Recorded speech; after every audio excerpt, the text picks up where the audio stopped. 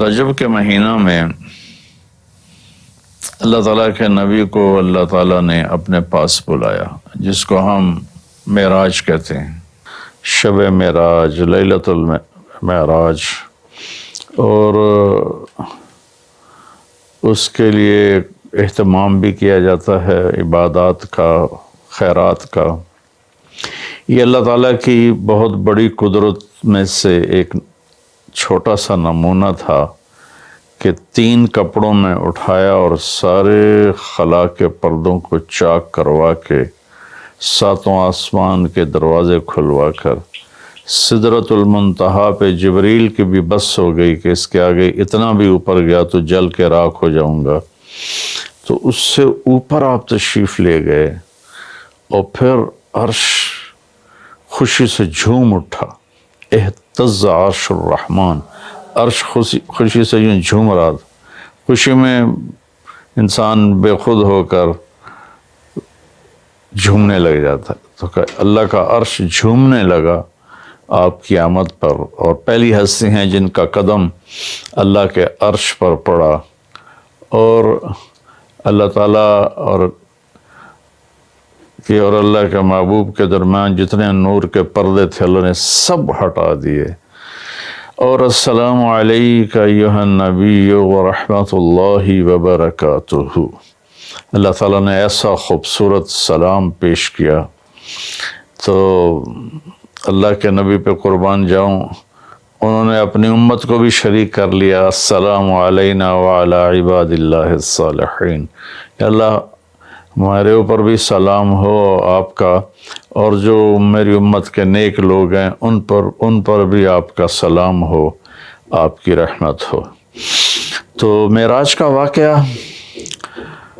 اسباب کے خلاف ایک انتہائی عجب اللہ کی قدرت ہے، اور اس میں ایک چھوٹی سی بات عرض کروں کہ جب آدمی پس جاتا ہے نا اور کہتا ہے متی نصر اللہ، یا اللہ تیری مدد کہاں ہے، تو پھر اللہ کی طرف سے جواب آتا ہے الا ان نصر اللہ قریب، بے شک میری مدد قریب ہے، آ رہی ہے۔ یہ واقعہ طائف کے بعد پیش آیا ہے، جب آپ بے بس ہو گئے تھے، پتھر کھا کے شدید زخمی ہوئے، پھر آپ مکہ تشریف لائے تو باہر ٹھہر گئے، اندر آنے کی آپ کی سکت نہیں تھی، اور آپ نے زید ابن حارثہ کو اخنس بن شریک کے پاس بھیجا کہ مجھے پناہ دو، میں مکہ میں داخل ہونا چاہتا ہوں، تو اس نے انکار کر دیا، کہا میں نہیں پناہ دیتا۔ پھر اپنے سہیل ابن عمر کو پیغام بھیجا کہ مجھے پناہ دو، اس نے بھی انکار کر دیا۔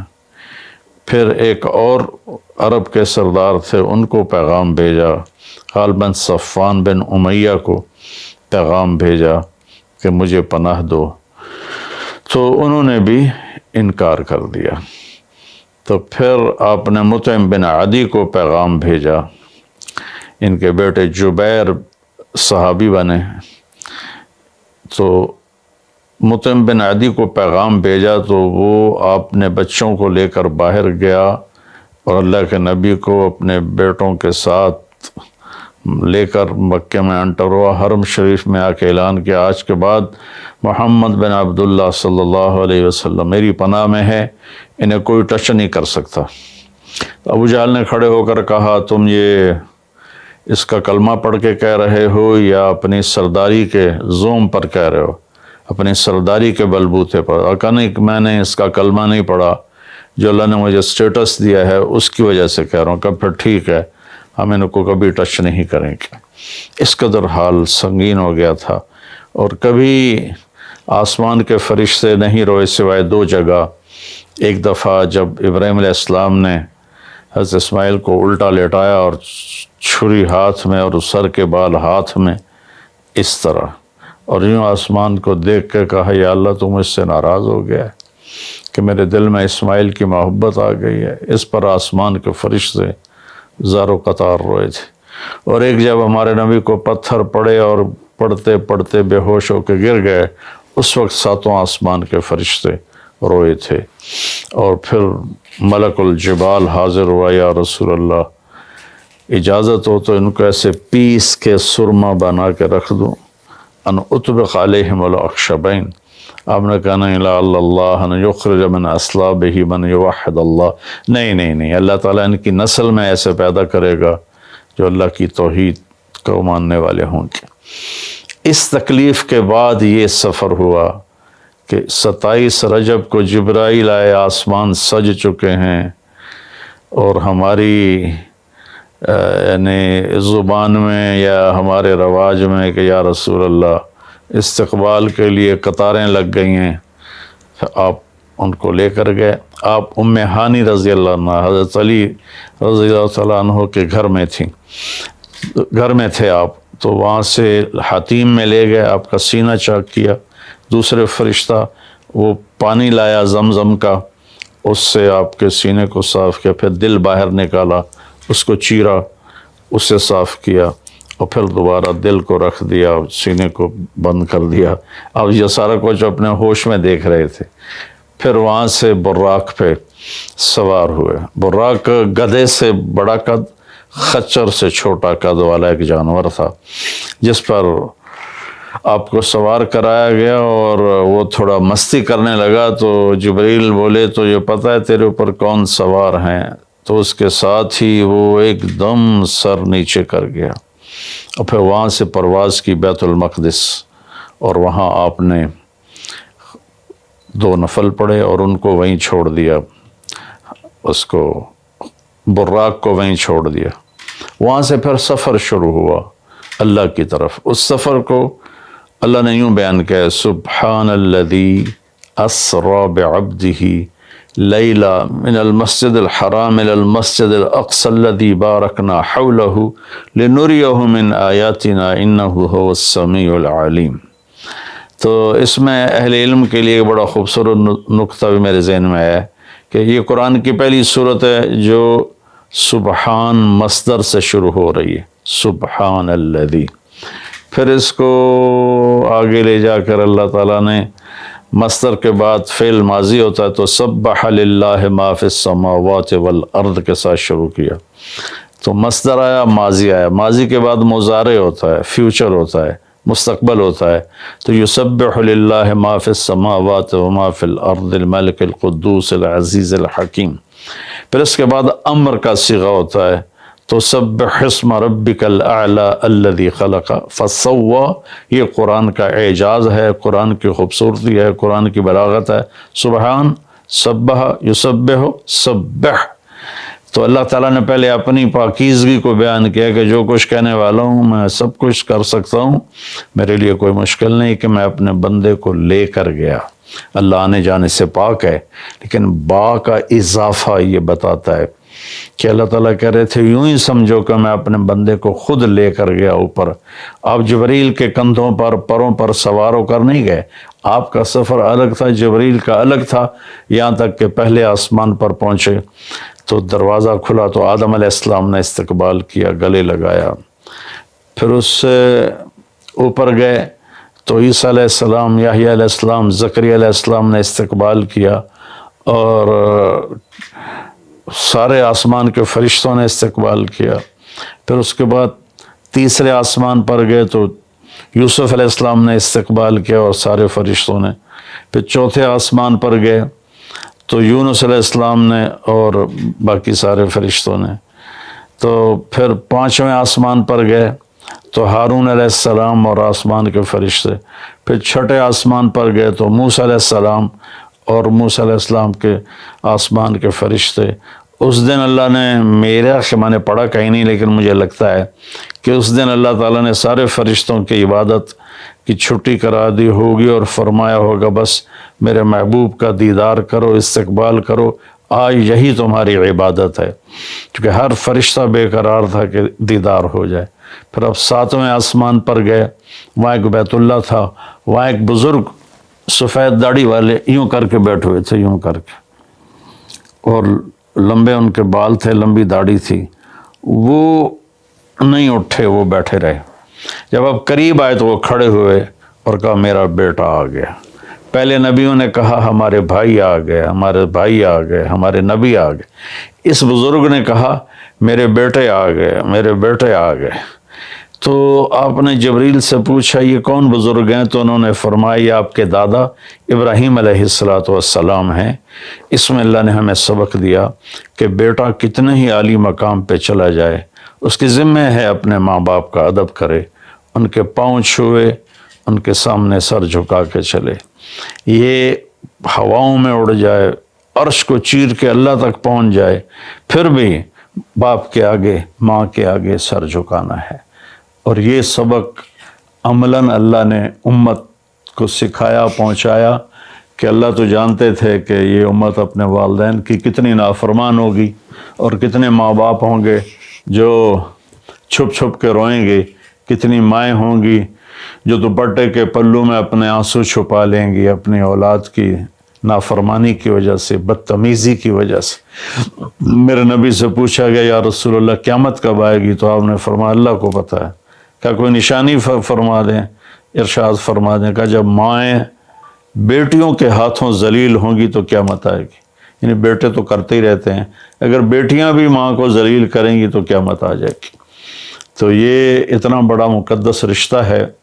آپ نے فرمایا جس نے اپنے والدین کو دکھ دیا اس پہ اللہ کی لعنت، زمین آسمان کی لعنت، فرشتوں کی لعنت، نہ اس کی نماز قبول ہے، نہ روزہ، نہ صدقہ۔ اور دوسری طرف آپ نے فرمایا جو صبح صبح ماں باپ کی زیارت کر لے تو صبح سے شام تک جنت کے 2 دروازے اس کے لیے کھل جاتے ہیں۔ نہ حال پوچھا نہ خدمت کی، صرف آ کے زیارت کی محبت کی وجہ سے۔ شام کو آ کے ان کی زیارت کی تو صبح تک جنت کے 2 دروازے اس کے لیے کھلے رہیں گے۔ پھر ان میں کوئی ایک فوت ہو جاتا ہے اور یہ اس ایک کی بھی ایسے تعداد کرتا ہے، زیارت کرتا ہے، ایک دروازہ کھلا رہے گا۔ تو یہ اس میں ایک بہت بڑا سبق تھا ماں باپ، چونکہ پہلا قصور تو ماں باپ کا ہے کہ وہ بتاتے ہی نہیں، وہ تعلیم ہی نہیں دلاتے جس سے پتہ چلے کہ ماں باپ کا مقام کیا ہے۔ اسی میں ہماری نسل ڈپریشن کا شکار ہو گئی۔ تو انہیں کیا پتہ باپ کون ہوتا ہے، ماں کون ہوتی ہے۔ تو آپ وہاں سے تشریف لے گئے تو سدرۃ المنتہا، جہاں بارڈر آ جاتا ہے ان مخلوقات کا، بارڈر پر جبریل نے کہا یا رسول اللہ بس آگے میرے پاس ویزا کوئی نہیں ہے، ایک بالشت بھی اوپر جائے، ایک گٹھ بھی اوپر جاؤں گا تو جل کے راکھ ہو جاؤں گا۔ تو اللہ نے ایک تخت اتارا، اس سے اپنے محبوب کو بٹھایا اور وہ گئے بلندیوں کو چیرتے ہوئے، اس نے عرش پر جا کر لینڈ کیا، آپ اترے اور میرے اللہ تعالیٰ نے کہا ثم دنا فتدلی فکان قاب قوسین او ادنی۔ اللہ تعالیٰ نے اپنے محبوب کو اپنے قریب کر لیا، اتنا قریب کیا کہ فاصلے مٹ گئے، فاصلے مٹ گئے۔ تو بھائیو پھر لمبا واقعہ ہے، لوگ آج کل اتنا لمبا سنتے بھی نہیں ہیں، تو میں صرف جانے کا بتا دیتا ہوں۔ واپسی کا بھی پورا ایک کہانی ہے، جنت دکھائی، جہنم دکھائی، جنتی دکھائے، جہنمی دکھائے، سارا کچھ دکھایا، سود خور دکھائے، بے نمازی دکھائے، نمازی دکھائے، اپنے سب کو اپنی آنکھوں سے دیکھا، جہنم کو بھڑکتے دیکھا، جنت کو چمکتے دیکھا، جہنم کو دہکتے دیکھا اور جنت کو مہکتے دیکھا۔ یہ سب کچھ آپ نے اپنی آنکھوں سے دیکھا اور پھر آپ واپس تشریف لائے۔ تو جب آپ پہنچے تو ابھی رات کا حصہ باقی تھا اور رات گزری نہیں تھی جب آپ اتنی بڑی کائنات کا سفر کر کے واپس تشریف لائے۔ تو اس میں ایک بڑا سبق ہے، وہ یہ ہے کہ اللہ نے اپنے نبی کا ہاتھ پکڑا اور اپنی ذات تک پہنچا دیا۔ ہم اپنا ہاتھ اللہ کے نبی کے ہاتھ میں دے دیں تو ہم بھی اللہ کی ذات تک ہماری بھی پہنچ ہو جائے گی۔ اگر کوئی بڑائی کے سفر طے کرنا چاہتا، بڑا آدمی بننا چاہتا ہے کہ میں تو جی گریٹ مین بننا چاہتا ہوں، میں کامیابی چاہتا ہوں، میں سکسیسفل لائف چاہتا ہوں، تو کامیابی ہے کہ میرا آپ کا اللہ ہم پہ راضی ہو، جب ہم مریں تو وہ ہم سے خوش ہو کر ملے، ہمیں جنت کا پروانہ دے۔ یہ ہے کامیابی۔ یہ نہیں کہ آپ بڑے مالدار بن گئے، آپ امریکہ کے صدر بن گئے، یہ نہیں ہے۔ کامیابی یہ ہے کہ آپ سے مجھ سے اللہ راضی ہو جائے، یہ سب سے بڑی کامیابی ہے۔ تو اللہ تعالیٰ کے نبی کے ہاتھوں میں ہاتھ دے دے تو اللہ تک پہنچائی آسان ہو جائے گی۔ ایک واقعہ سنا کے ختم کرتا ہوں۔ ایک بدو آیا، کہنے لگا ہے محمد، آپ نے کہا جی۔ آپ بدتمیزی کا جواب بدتمیزی سے نہیں پیار سے دیتے، جی تیری 3 باتیں بڑی عجیب ہیں۔ آپ نے کہا کیا؟ تو کہتا ہم باپ دادے کا دین چھوڑ کے تیرے دین پہ آ جائیں گے، ہم کیوں چھوڑیں باپ دادے کا دین؟ کہا اچھا اور؟ تو کہتا ہے کہ ہم مر کے مٹی ہو جائیں گے اور پھر دوبارہ زندہ کیے جائیں گے۔ کہا اچھا اور؟ تو کہتا ہے سورے عرب کو تیری امت فتح کر لے گی، ایران اور یورپ کو بھی تیری امت فتح کر لے گی۔ تو یہ کیسی بچوں والی باتیں کہا، ان کو روٹی نہیں ملتی اور یہ سنا رہا ہے ان کو کہ اس سے کیسر اور کسرا 2 بڑے بلاک تھے اس وقت۔ تو آپ نے مسکرا کے فرمایا انشاءاللہ تیری عمر لمبی ہوگی، تو دیکھے گا کہ سارا عرب و عجم میرا کلمہ پڑھے گا، پھر تو دیکھے گا کہ سارا عرب و عجم یہاں مدینہ ڈھک کے آئے گا، اور پھر تو دیکھے گا کہ اللہ تعالیٰ قیامت کے دن تجھے بھی کھڑا کرے گا، مجھے بھی کھڑا کرے گا، اور میں تیرا ہاتھ پکڑ کے تجھے یاد دلاؤں گا کہ ہو گیا یہ زندہ ہونا کہ نہیں ہوا۔ تو وہ کہنے لگا نہیں میں نہیں مانتا، تو چلا گیا۔ اس نے پھر ابوبکر صدیق کے دور میں دیکھا سارا عرب فتح ہو گیا، کہنے لگا پہلی بات تو پوری ہوگی، ساری قوم نے کلمہ پڑھ لیا۔ حضرت عمر کا زمانہ آیا تو کیسر اور کسرا پٹ گیا، تو کہنے لگا دوئی گل بھی پوری ہوگی، ہن بھاویں تری ہو ہی نہ جاوے کدائیں، چلیے بھائی کلمہ پڑھیے۔ تو وہ وہاں سے اپنے علاقے سے آیا، حضرت عمر کے دربار میں آ کر اس نے کلمہ پڑھا۔ جب وہ آپ کی محفل میں آتا آپ اس کے لیے کھڑے ہو جاتے، بڑا اکرام کرتے۔ تو ایک دفعہ فرمایا کہ تم دیکھتے ہو میں اس بدو کا بڑا اکرام کرتا ہوں، میں اس محفل میں تھا جس میں اللہ کے نبی نے کہا تھا کہ رہے گی تیسری بات تو تیرا ہاتھ پکڑ کے بتاؤں گا کہ ہوئی کہ نہیں ہوئی، ہم مر کے زندہ ہوئے ہیں کہ نہیں ہوئے، اور قیامت کا دن جس کا ہاتھ میرے نبی کے ہاتھ میں آ گیا وہ جنت میں پہنچانے سے پہلے کبھی نہیں چھوڑیں گے۔ تو یہ وہ شخص ہے جس کا ہاتھ میرے نبی نے پکڑا ہوا ہے، اس کو جنت تک پہنچا کے چھوڑیں گے۔ تو میرے عزیزوں، میرے بھائی بہنوں، بچوں بچیوں، ہم مختلف قسم کی نافرمانیوں کا شکار ہیں اور اس میں ہم لذت ڈھونڈتے پھر رہے ہیں اور فرسٹریشن کا شکار ہیں۔ ہماری نئی نسل نشوں پہ لگی ہوئی ہے۔ اللہ کے واسطے سب سے ہاتھ چھڑا کر اللہ کے نبی کو اپنا ہاتھ پکڑا دو، وہ آپ کو یوں پکڑیں گے اور اللہ پاک سے جا کر ملا دیں گے، اور فرشتے بھی آپ پر رشک کریں گے۔ یہ واقعہ معراج کی اصل تھیم ہے اور واقعہ معراج کا اصل پیغام ہے کہ کی محمد سے وفاتوں نے تو ہم تیرے ہیں۔ یہ جہاں چیز ہے کہ لوح و قلم تیرے ہیں۔ السلام علیکم ورحمۃ اللہ۔